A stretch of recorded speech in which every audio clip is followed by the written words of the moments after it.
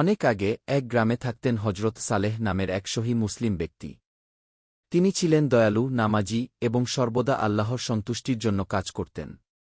গ্রামের মানুষ তাকে ভালোবাসত, কিন্তু তার পাশের জমির মালিক ছিল এক অহংকারী ও কিপণধনী লোক, নাম তার মালিক হানজালা। দুইজনের জমি পাশাপাশি ছিল। সালেহের জমি থেকে একটি খেজুর গাছ হানজালার জমির দিকে হেলেছিল। যখন খেজুর পেকে যেত তখন কিছু খেজুর স্বাভাবিকভাবে হানজালার জমিতে পড়ে যেত। একদিন সালেহের ছোট ছেলেটি সেই গাছের নিচে দাঁড়িয়েছিল। একটি খেজুর মাটিতে পড়ে গেলে সে তা তুলে খেতে যায়।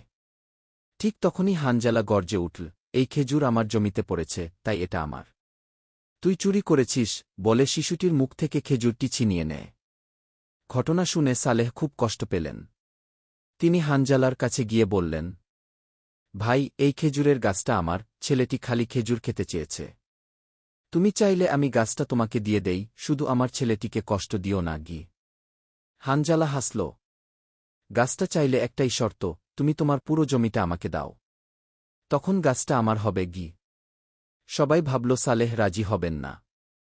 কিন্তু তিনি বললেন, আল্লাহর সন্তুষ্টির জন্য যদি আমার জমি দান করে ছেলের মুখে খেজুর তুলে দিতে পারি, তবে আমি প্রস্তুত গ। তিনি জমি দিয়ে দিলেন, গাছটিও দিয়ে দিলেন।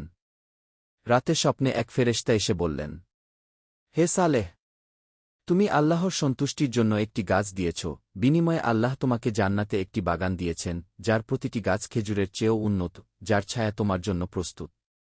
সকালে তিনি উঠে কান্নায় ভেঙে পড়লেন, এই খুশির কান্না। তার জীবনের ছোট একটি ত্যাগের বিনিময়ে আল্লাহ দিয়েছেন চিরন্তন পুরস্কার।